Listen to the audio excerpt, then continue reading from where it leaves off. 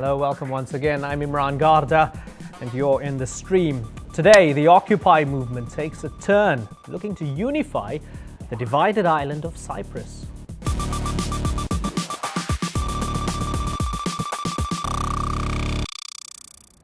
As always, our digital producer Ahmed Shihabuddin is here looking out for all your live feedback. Hi, Ahmed. Hey.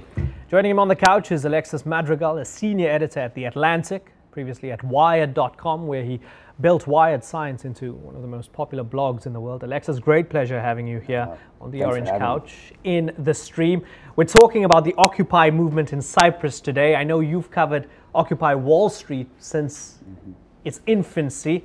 Did you ever think that it would grow into a kind of global movement where different people rally around this central theme? No, I think it's been surprising. And, I mean, today we obviously had Zuccotti Park cleared of protesters by the New York authorities. And it's interesting that as the individual places that the movement started occupying have been cleared out by police, the ideas are finding continued resonance around the world. And people using technology as a great means?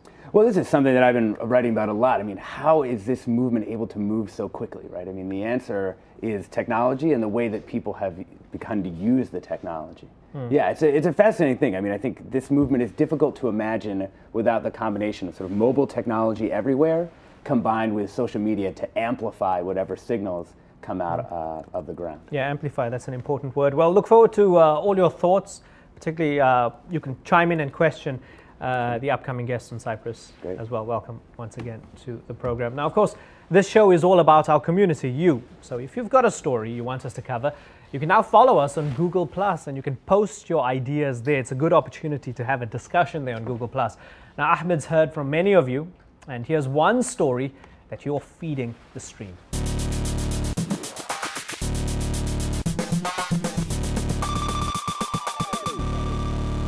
So last week we shared with you plans by Palestinian activists to board a bus from the West Bank to occupy Jerusalem. East Jerusalem, that is. Now on Tuesday, 6 Palestinian activists boarded an Israeli bus in the West Bank that typically serves Jewish settlers with the intention of trying to reach Jerusalem. Now these are the 6 activists that you see right here. They were trying to draw attention, they say, to Israel's occupation and policies of segregation. And after waiting about an hour, the activists boarded a bus outside the West Bank settlement of Psagot, and within 30 minutes, Israeli soldiers boarded the bus, asked everyone for ID, and after a brief standoff, they removed the activists and arrested them. Now, these photos were also sent to us at the stream from inside the bus. And moments before the arrest, we saw that a live stream video was also online that is now not online any longer. But the West Bank Palestinians are forbidden from using the segregated buses or entering Jerusalem without special permits. Now, Alice Walker, the first African-American woman to win a Pulitzer Prize, wrote a blog showing solidarity with the Palestinian freedom riders. Right there, you can see it. This was a couple days ago in advance of the actual event. But today on Twitter, Noura Adakat tweeted this from DC. She said, DC activists will ride buses to speak about Palestine today before heading to Howard University for solidarity protests and a teach-in. And also, Blake Hounshell chimed in on Twitter. He is the managing editor of Foreign Policy magazine. He says, Freedom Riders is a brilliant move by Palestinian activists. Nobody can defend a no Arabs bus policy. Now, it's worth mentioning and just confirming that all activists on the bus, all 6, were arrested and are still detained. Remember, if you want to share your stories with us, you can find yourself here in the stream and your pitch as well, like this guy. Hi everyone, my name is Mehmet and I'm from Cyprus. I was the one who suggested this topic to Al Jazeera on Google+, and I'm in the stream. Thank you, Mehmet. Now, the stream has been following the growth of the Occupy movement since word of a possible protest spread in early September. As it has grown, Occupy has always maintained that economic inequality is its primary focus. But could that be changing? In Nicosia, on the divided island of Cyprus, activists have begun occupying the Lydra Street buffer zone, which separates the capital between the Turkish north and the Greek south. That city remains the only divided capital in the world. Now, Cyprus gained its independence from the British in 1960, but tensions between ethnic Greeks and Turks led to violence. Greek Cypriot nationalists seeking unity with Greece overthrew the president in 1974. Turkey then invaded the northern part of Cyprus, arguing that it was protecting ethnic Turks. Well, on November the 15th, 1983, that northern part of the island declared itself the Turkish Republic of Northern Cyprus, or TRNC. It's a status only Turkey recognizes. Well, the south is the Republic of Cyprus and under international law has complete sovereignty over the entire island. In reality, however, the two sides have been separated by a UN buffer zone for 37 years, and this is what occupiers are focusing their efforts on. They want to see an end to decades of division. Here's what they argue on their Facebook page, Occupy the Lidra Street Buffer Zone, that's what it's called. It says, we will arrange events in the buffer zone to raise awareness of how our beautiful island has been divided and used as a military springboard to propose new ways of thinking about the Cyprus question, to crumble the stale bread that we have been passing around for years. Very poetic. Well, joining us now from Nicosia is Mihalis Eleftheriou, who is a linguist and social activist who lives in the southern part of the Republic of Cyprus. And Rahme VezirogluThumbnail is a Turkish Cypriot sociologist and activist. Both Mihalis and Rahme are active in the Occupy the Buffer Zone movement. Welcome both of you to the stream. Mihalis, if I can start with you, it's a good draw card by mentioning the word occupy. When you say occupy Nicosia, it's a good buzzword. Do the similarities with the other Occupy movements around the world stop there? I don't think so, but something else I would like to add is I don't think that the movement of occupying started with Occupy Wall Street. We are nearly into 1 year now of unrest all over the world, which started in Tunisia, which then passed over into Europe with Democracia Real Shah, which came from Spain, then went on to other countries. So whilst we are occupying with this fundamental purpose that is being expressed in all of the Occupy movements of inequality, of a political system not governed by an economic system, we also have this specific situation in Cyprus that we live in a divided island, but the two are very connected. And the war on resources that is going on, or the monopoly on resources in the world and the Middle East, Cyprus and the military function of this island is very important for this purpose.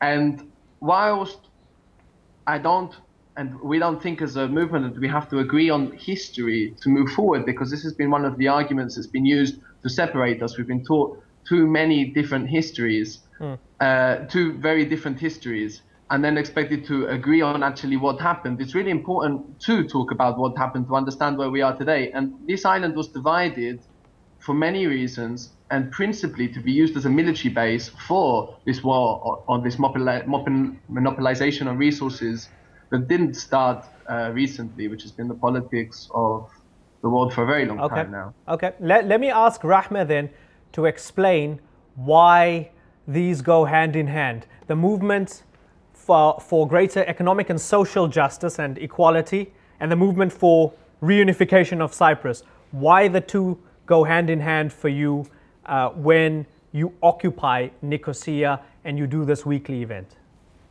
I think it's because capitalism narrates inequality. Its ideological structure is based on seeking more of everything, greed, competition, and individuality. So it's all about power struggle. This is also why Cyprus' problem hasn't been solved so far, because the negotiations are based on power struggle. Who's going to get more? And it's not sincerely seeking ways of reconciliation. And how this reflects on to our movement is actually clear. We reject to live our lives in the middle of power struggles. This is how I see the connection. Capitalism is not only an economical system, it is an ideological structure as well. And Cyprus' problem is also a part of it, I think. Okay. Rahme, we put out this question to our audience, and we received many responses online. Via video, we have Teodoru with a question for you. So let's listen in. You, as a Turkish Cypriot, are a citizen of the Republic of Cyprus. The colonists are not. Therefore, they have no right to be there. Tell me what you think about the colonists and how you think this is going to result with an amicable solution between us, the citizens of the Republic of Cyprus. So, is there an amicable resolution? First of all, I reject to refer to people living in the north as colonialists, he said, I guess. Yes. It's the states who are doing such things. So I would rather to see them as people, and the problems they're facing are also affected by colonialization. So I'm against it, of course, both for them and for myself, for all the people living on the island. Okay. And yeah. Okay, Mihalis, let's bring you in here. There are efforts, multilateral efforts taking place in order to discuss the possible reunification of Cyprus or to discuss the issue of Cyprus as a whole. We know that Dervish Eroglu and Dimitris Christofias have begun meeting, will continue meeting every week. Ban Ki-moon's special envoy, Alexander Downer, has set a March 2012 deadline for something to happen. I'm suspecting that given your movement, you reject all of these multilateral approaches to solving the issue of Cyprus. We would love for one of these to be successful. I think collectively we've lost faith in them. I think there's many of us as well that have accepted that the Cyprus problem isn't a problem for anybody but Cypriots. There are countries that are involved in these negotiations that benefit greatly from a divided country. As Rahme says, the power struggle that is embodied in the capitalist structure enjoys a divided Cyprus for the military facilities that are on this island, for the spying facilities that are on this island. It would be much more difficult to have this in a reunified Cyprus. So we don't have so much faith in this. I also personally believe that any lasting change has to be a change in mentality. Now, there's been so much indoctrination on both sides, through military service, through schooling, through religion, about what actually happened. We've been taught two completely different histories and taught two different realities. And what we want to do with this movement is create a forum for Cypriots from both sides to come together and change this mentality together. Okay. And also to create a forum, to create media for people to express opinions in that place. But as you mentioned before, we have this amazing tool right now, which is social media. We can make videos of the events we have there, the talks we have there, we can get it online. That can serve as a first instant of contact for people that might be curious about the movement and hopefully get them to come down and meet people from the other side. Okay, okay. Alexis, you want to jump in? Yeah, I mean, why is Occupy specifically as a methodology something that seems effective, or at least seems necessary to deploy in these situations where there are these intractable long-term structural problems? Who's that for, Alexis? Either of you, I would say. Okay, so let's ask Rahme to answer that. Can I Sure. hear the question one more time? Yeah, why is Occupy specifically, this idea of this type of protest where people occupy a space?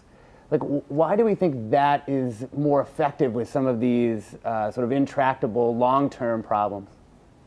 The word occupation is loaded with a lot of meanings for Cypriots. For the people living in the south, occupation refers to the north altogether. For Turkish Cypriots, it's for some of Turkish Cypriots, it's the military presence on the island. And there is also an ongoing Occupy protest going on. So when we combine them all together, occupying at the buffer zone, which is occupied by the UN, is pretty meaningful, I think.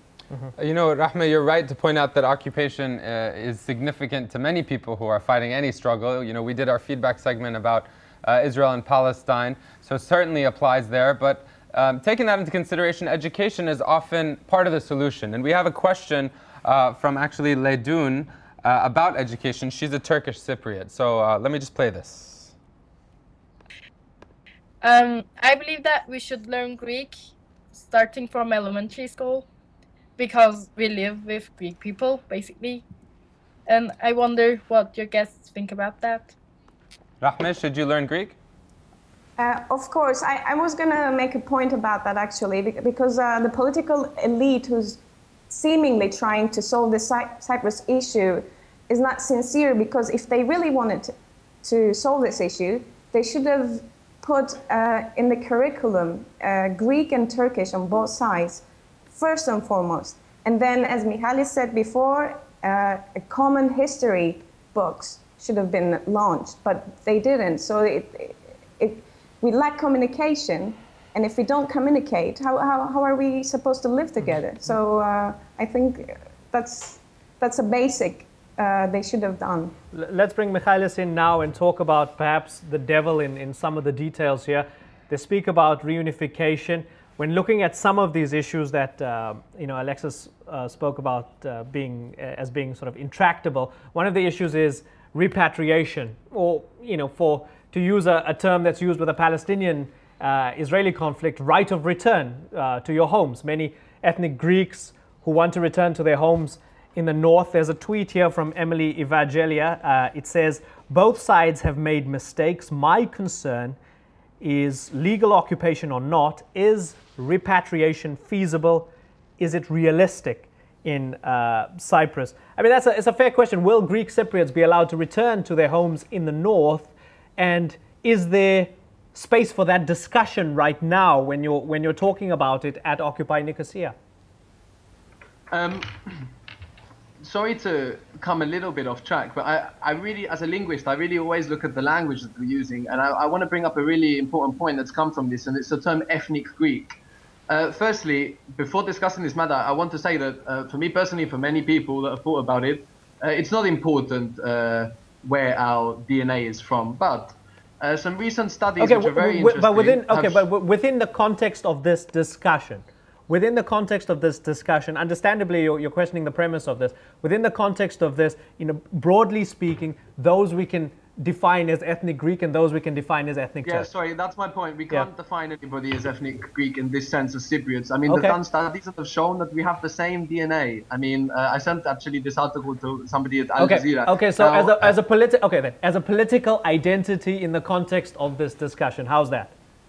No, it's fine. I just think it's important because one of the biggest problems that we have is the vocabulary that's used to discuss the Cyprus problem. Actually, on the island, for example, we taught always to talk about peace instead of speaking about reunification, where we have peace, and we need to change the vocabulary that we're using. So I'm sorry, but I would like to take this opportunity to do that as well. In regards to the right of return, it's a very complicated issue. There has been various proposals come forth from an absolute right of return to a conditional right of return. It's a difficult situation because, of course, the island has been divided now for nearly 40 years. So some people now have been living in a new home, a family home, for all of that time. Some people have had a family home that somebody else has been living in for generations and the generations before. It's a difficult issue. It is a difficult issue. Okay, so let me turn it around then. Perhaps there are some, and this could be one of the reasons why there was the no vote from Greek Cypriots, and I know you're going to take me to task for this again, but from Greek Cypriots in the south, there was a no vote in 2004. Perhaps one of the reasons was because people felt that reunification under the current terms would mean that they don't get justice. They might get peace, they might get reunification, but they don't get justice. Is there the space to discuss peace and reunification along with justice in your movement? I think the concept of justice is interesting here. I mean, justice anyway is just an institutionalized administration of revenge, if we think about it. Now, if we were going to get justice, we're all going to start killing each other's grandparents. I mean, what happened. It was a generation ago. It was a war ago. Now, if the returning of property is justice, is this what we mean by justice, the returning of property, or? Well, I can't answer that. I mean, Cypriots could answer that, surely. I think justice has a time frame. I think that the application of justice can only arguably be valid within a certain amount of time. Now, we're talking now 37 years on from the invasion. I think it's time to forgive and forget. And the way you forgive and forget is you understand how it happened, what mechanisms were put in place to cause this war, because it was not casual, where Cypriots lived in peace and harmony together and spoke each other's languages and exchanged cultures, not just Greek and Turkish Cypriots, because there's this whole illusion that Cyprus is a question of duality. It's not. There are Armenian Cypriots, Maronite Cypriots, Latin Cypriots, and when the island was divided, they were told to choose whether they wanted to be Greek Cypriots or Turkish Cypriots. You know, I'm glad you broadened it out there because, Rahme, as we know, this doesn't only affect, Cypriots, Greek Cypriot, Turkish Cypriots. It actually affects the European Union to a large extent if, Cyprus was to be divided or is divided into a Greek community and a Turkish community. We have a question coming in from Tahsin Gur about the European Union and Turkey. Have a listen. Question to the guests will be, what do you think of the turn away of Turkey from EU will do for Cyprus? How is it going to affect? And does this have anything to do with the continued support of finances to the North government? Rahme? Well, there's not only the link is not only with the EU when it comes to the relations between Turkey and Cyprus. Especially just recently, there's a natural gas found in the onshore of South Cyprus, and as you know, Turkey is developing good relations with the countries in the Middle East. So it's still a strategical point. So it's difficult to foresee how their approach is going to develop in time, because there's still importance for Turkey on Cyprus. Okay, let's bring in Alexis. Alexis, your thoughts so far? Well, it's interesting. I mean, I think occupy in a conflict in which space, geographical space, is such a big deal, is so important. It feels like Occupy as a movement makes so much sense to me. In fact, in some ways, it makes more sense to apply to this conflict than it does to economic inequality in that sense. Whereas we were talking about earlier, you couldn't actually technically occupy Wall Street. If you occupied the New York Stock Exchange, the trading of stocks would continue. Whereas if enough people seem to get into this space between the two countries with a kind of different mentality, it actually seems like it could have a real and lasting impact. Interesting point that you make, and for me, I see many parallels with this movement, with the Bilain protests that happen every Friday at the West Bank wall with Israeli and Palestinian activists and foreign activists as well. So the terminology is fascinating and the parallels with other movements. Let's go back now to Mihalis for one final answer in the main show. We'll continue the discussion in the post show, but for the main show, Mihalis, we've heard, as Rahme mentioned, there's oil and gas that has been discovered offshore. People are pushing for a multilateral approach. You have the Turks historically involved, the Greeks historically involved. Now Russia even offering the Cypriot governments a bailout of sorts, or a loan of $3.5 billion. Many are looking at it with skeptical eyes because they feel there might be strings attached. You mentioned the British and the past. Do you feel cursed by your geography? I think that the whole Middle East, in fact, has been. We have this Cyprus is the Middle East. We've got the Euro a few years ago, but our reality is still very Middle Eastern, and I identify with the region insofar that it's such a rich region in resources and culture, and it has been the butt of the world for such a long time. I don't feel cursed. I feel like Cyprus is such a beautiful, beautiful island and such a stupid country, and we can change that. Eloquently put, Mihalis Eleftheriou and Rahme VezirogluThumbnail. Thank you very much for sharing your thoughts with us on the main show. We will continue this discussion on the post show. That's at stream.aljazeera.com. So stay where you are. Keep your Skype connection going. Alexis, thanks for joining us on the Orange Couch. Thank you very much. I hope we can chat to you in the not too distant future again in studio, and perhaps I'll read some more of your articles as well on the Atlantic. Ahmed, thanks for all the feedback. We'll continue this discussion in the post show, as I mentioned. Now, on our next show, we look at China, its global economic power, and how it's changing its strategy in the Middle East. All sorts of permutations, and we're looking forward to your feedback on Twitter, on Facebook, and as we mentioned, on Google Plus as well. Stay with us. The post show is next at stream.aljazeera.com. If not, see you next time.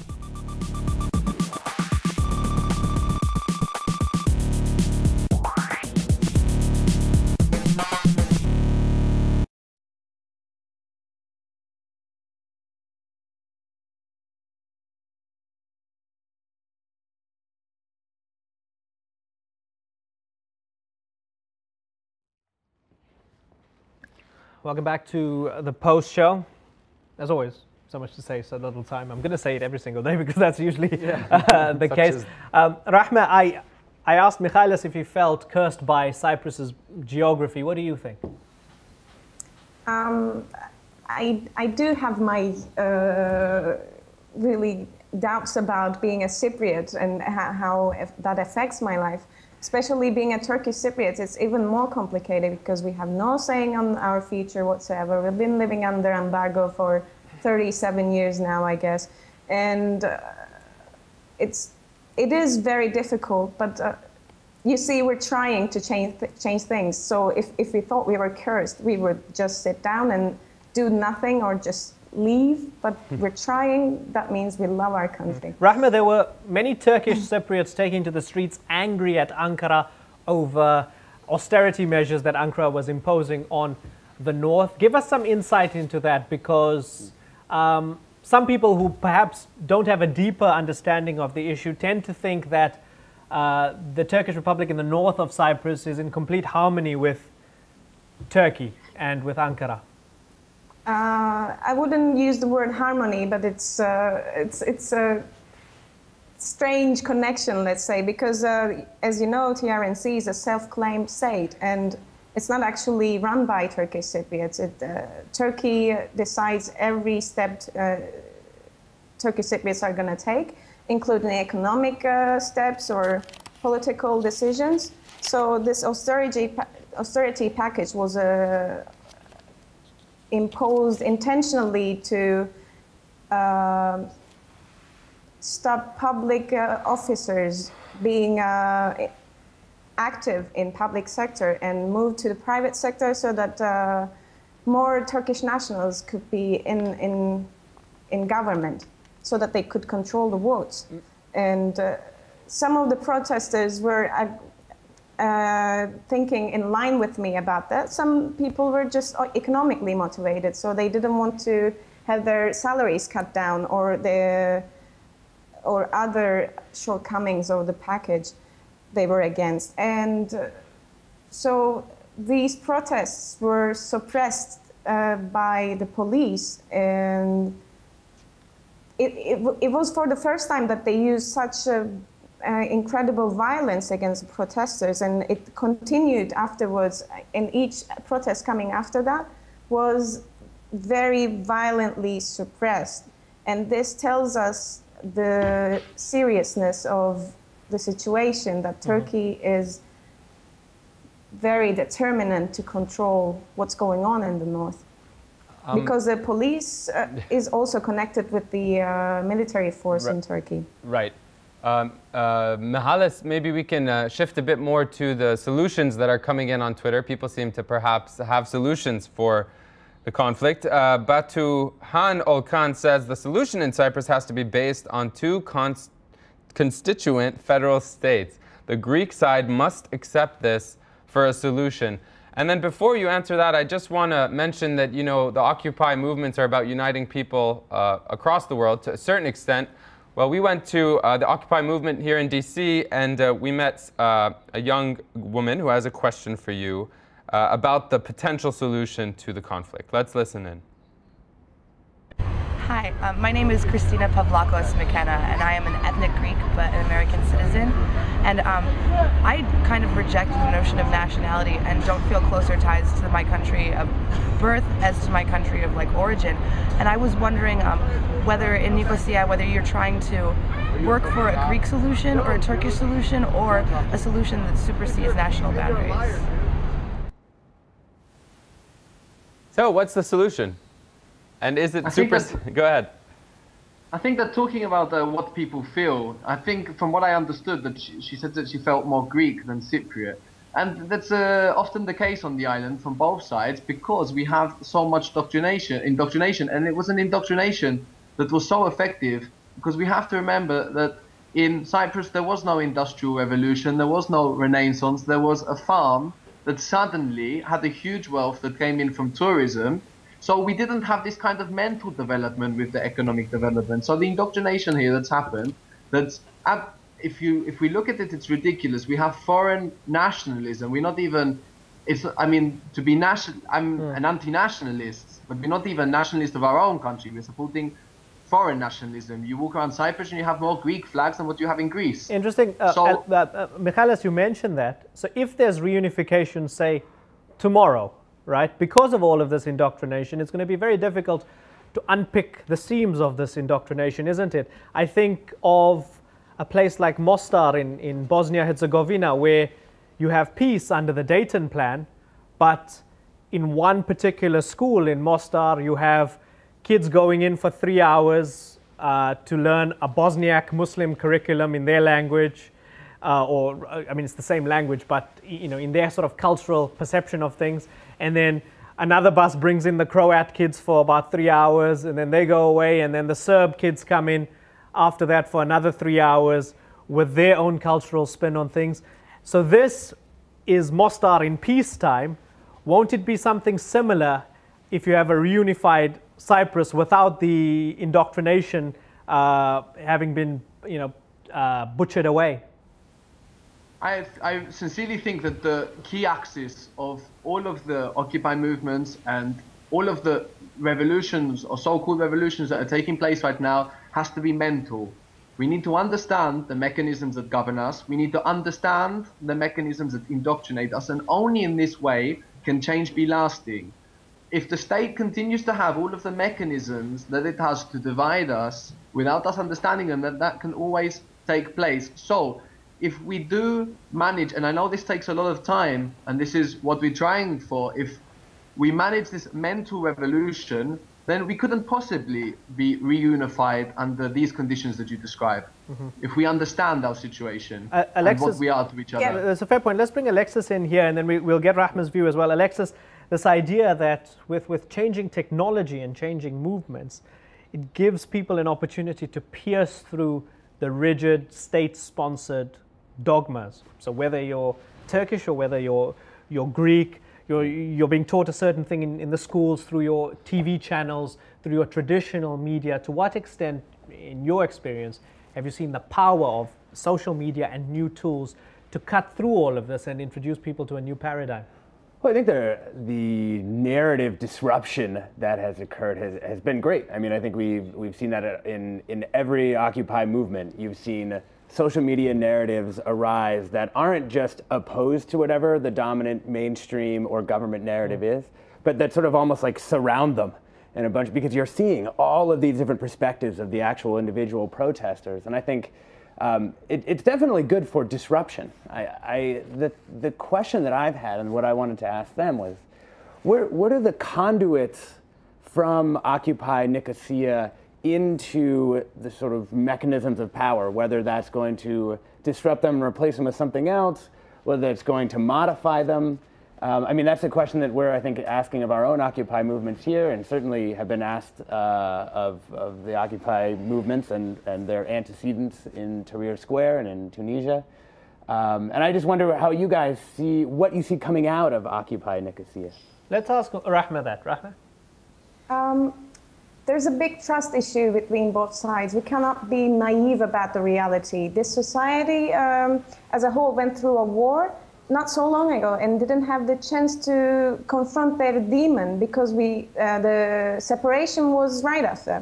So we are talking about a society that is severely traumatized. But this is the exact point, I think, why we need a community-based solution. Because you cannot expect these emotional problems to be solved through dictated practices or within the abstract terminology of politics. We need communication, and our movement provides a platform for that. So I think this is it. Rahme and Mihalis, it's fascinating seeing what you're trying to do to help Cypriots transcend decades of trauma, as Rahme mentioned. We will no doubt be following your movement very closely, and perhaps we'll talk to you again at some point in the future on the stream. Thank you very much for joining us. Thank you.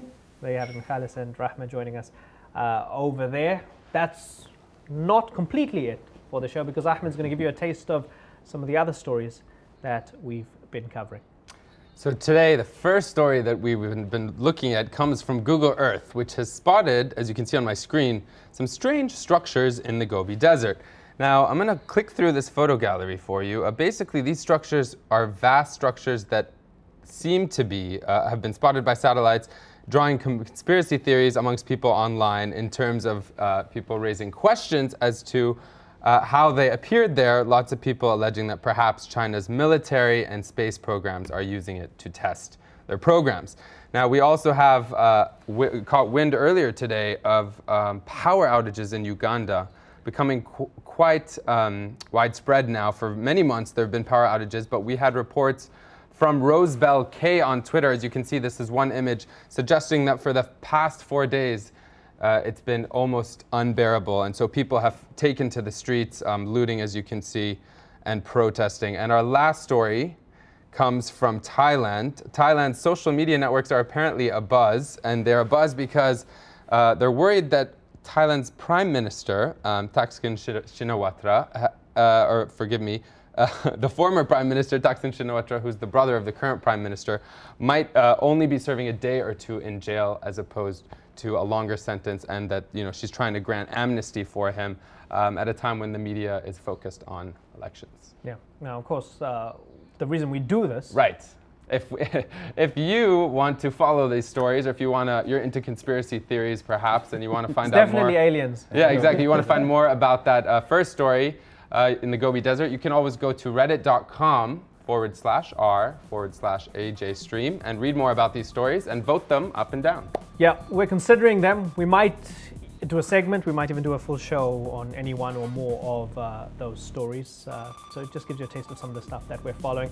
Alexis, once again, thanks a lot for joining us. Great pleasure. Hope to see you soon. Thanks for joining us on the stream. Tomorrow, as we mentioned, we talk China and the economy and everything related. We hope you'll join us then. Bye.